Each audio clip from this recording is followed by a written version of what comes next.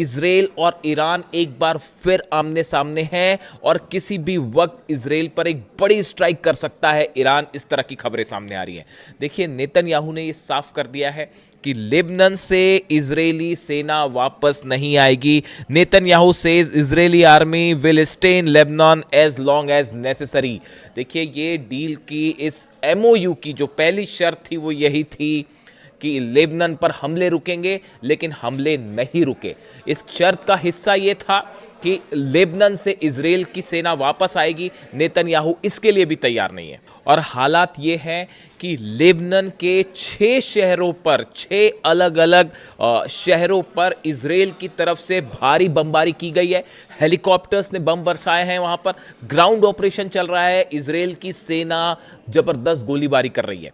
ये लेबनान से जो खबरें आ रही है, वहां पर करीब 20 ठिकानों पर आमने सामने लड़ाई हुई है हिजबुल्लाह और इजराइल की। इसमें इजराइल को भी बड़े नुकसान की खबरें आ रही हैं। देखिए, कल जिस तरह से हमले हुए और 18 से ज्यादा लोगों की मौत हो गई चंद घंटों के अंदर, उसके बाद हिजबुल्लाह की तरफ से भी बड़ा पलटवार किया गया है और जो खबरें सामने हैं उसके मुताबिक 5 से ज्यादा जो आर्मी की गाड़ियां होती हैं इजराइल की, वो तबाह की गई है। कई टैंक्स, जो मरकावा टैंक्स है, उनको तबाह कर दिया गया है। कई इजरायली सैनिक घायल हुए हैं और मौत की भी खबरें आ रही हैं। यानी हिजबुल्लाह की तरफ से भी अब जबरदस्त पलटवार किया गया है। देखिए, ये जब एमओयू साइन हुआ उसके बाद तमाम कोशिश हुई कि किसी तरह से नेतन्याहू को रोका जाए, लेकिन नेतन्याहू नहीं माने। यही वजह थी कि ईरान ने जिनेवा जाने से मना कर दिया और ईरान के सुप्रीम लीडर समेत तमाम सेना के बड़े अधिकारियों की तरफ से ये बात सामने आ चुकी है कि अगर नेतन्याहू नहीं रुके तो फिर इसका नतीजा ये होगा कि ना सिर्फ ये एमओयू खत्म हो जाएगा, डील खत्म हो जाएगी, बल्कि एक बार फिर जंग शुरू हो जाएगी।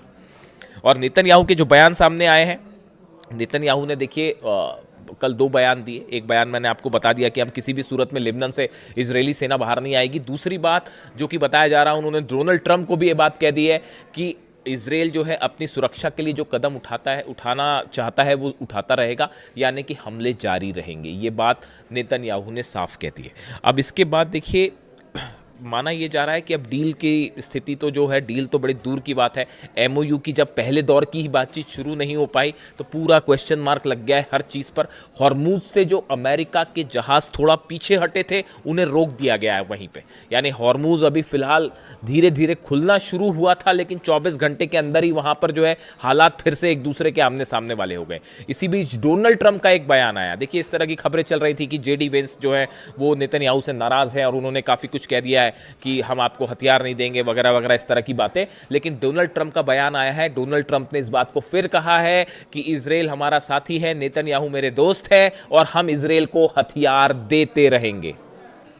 देखिए, ये बात तो है ही, हम हमेशा से आपसे कह रहे थे, मैं बार बार ये बात कह रहा हूँ। इस तरह की जो खबरें आ रही हैं कि ट्रंप और नेतन्याहू में कोई तनाव है, अमेरिका और इजराइल में कोई तनाव है, ऐसा कुछ नहीं है। जो कुछ भी हो रहा है, बड़े सारे एक्सपर्ट से मान के चलते हैं कि जो कुछ भी हो रहा है ये एक बड़ी रणनीति का हिस्सा है और एक बार फिर ईरान के साथ धोखा हो सकता है। इस बात के लिए आरजीसी तैयार है। देखिए, कल बीती रात, मुहर्रम का वक्त चल रहा है, बीती रात ईरान की सड़कों पर लाखों लोग जमा थे। चाहे तेहरान हो, चाहे तमाम अलग अलग शहर, और सब जगह से एक आवाज़ उठ रही है, लब्बैक या हुसैन। और पूरा ईरान एकजुट है और किसी तरह की, देखिए, एमओयू के पक्ष में तो वहाँ की जनता बाय एंड लार्ज थी ही नहीं। ये एक ऐसा फैसला था जो ये सोच के लिया गया कि दुनिया में एक शांति स्थापित हो, एक बार फिर कोशिश की जाए, ईरान के लोगों को रोज़गार मिले, हालात बेहतर हों, शांति के लिए कदम ईरान ने अपनी तरफ से उठाया था। लेकिन एक बार फिर धोखा मिला, जिसको लेकर जो है बार बार यही बात कही जा रही थी। अब इन हालात में न सिर्फ ईरान की आवाम बल्कि वहाँ की लीडरशिप एक बार फिर बेहद गुस्से में, और बताया जा रहा है कि मुस्तफा खामेनी एक बार फिर कोई बड़ा फैसला कर सकते हैं इस एमओयू को लेकर। और इस बार अगर एमओयू टूटता है या डील के मामले में मामला आगे नहीं बढ़ता है तो ये फिर से जंग की तरफ ले जाएगा। लेकिन इस बीच देखिए, मैं आज छोटा सा जिक्र करना चाह रहा हूँ एक ऐसे मुद्दे का जो बेहद गंभीर है, और बताया जा रहा है कि एक बड़ा कोवर्ट ऑपरेशन शुरू कर दिया है बेंजामिन नेतन्याहू ने, मोसाद ने, इजराइल ने। ऐसा कई एक्सपर्ट्स बता रहे हैं। ऑपरेशन ऑक्टोपस नाम दिया गया इसको। देखिए, ये दूसरे दिन 2 दिन पहले एक खबर आई, एक हमला होता है ईरान में। देखिए, ईरान के एक top nuclear scientist doctor Mehrdad की गोलियों से हत्या कर दी गई, उन्हें गोलियां मार दी गई और उनकी मौत हो जाती है। ये ठीक 2 दिन पहले की घटना है। मैं इस पे नज़र बनाए रखा था कि इससे क्या जुड़े अपडेट आते हैं, और अब ये बताया जा रहा है कि ये मोसाद से जुड़ा ऑपरेशन हो सकता है। देखिए, ये माना जा रहा है कि ये एमओयू साइन होने के बाद एक बड़ा प्लान तैयार किया गया है, जिसमें ईरान के कई टॉप लीडर्स को, कई टॉप साइंटिस्ट को, और इसके साथ ही आईआरजीसी के बड़े अधिकारी, वो सब के सब मोसाद के निशाने पे हैं और किसी पर कभी भी हमला हो सकता है, ताकि ये डील, ये एमओयू मामला आगे ना बढ़ पाए।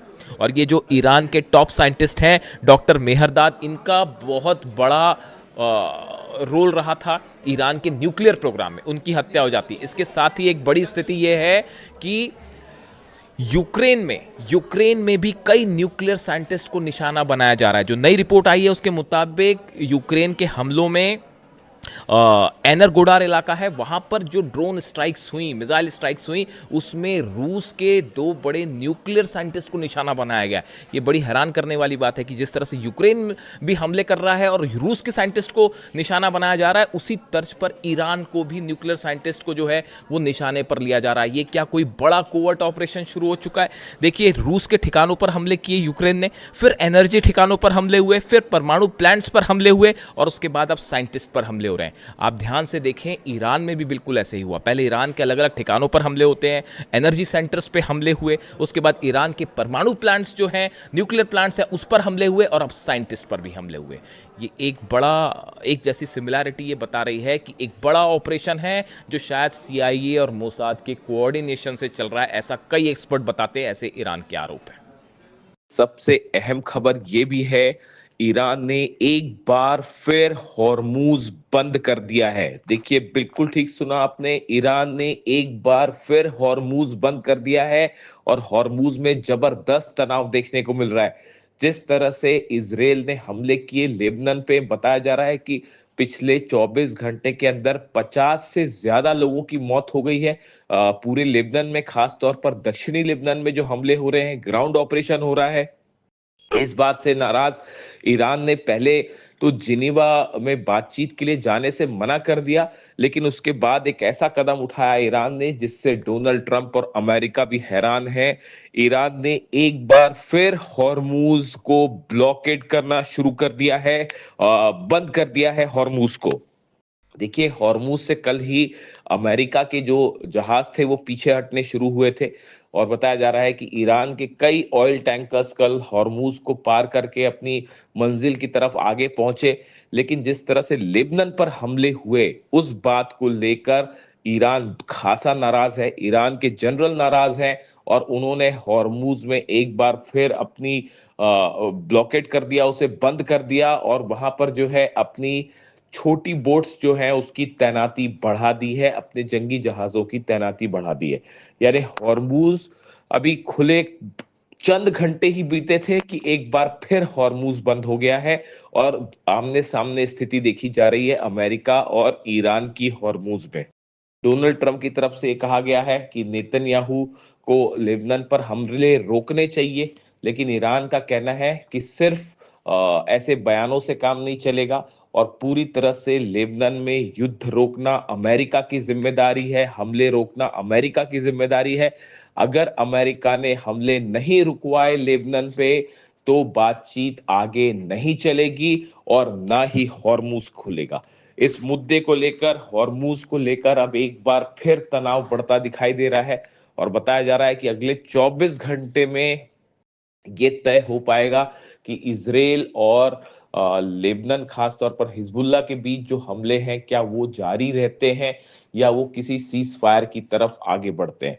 देखिए, नेतन्याहू पहले ही साफ कर चुके हैं कि हिजबुल्लाह पर हमला नहीं रोका जाएगा, इजराइल की सुरक्षा सुनिश्चित की जाएगी। लेबनान में जो जमीन पर इजराइल ने कब्जा किया है, नेतन्याहू उसे भी खाली करने के लिए राजी नहीं है, पीछे आने के लिए राजी नहीं है। ऐसे में ईरान और अमेरिका की बातचीत कितने दिन चल पाएगी, इसको लेकर अब बड़ा सवाल खड़ा हो गया है।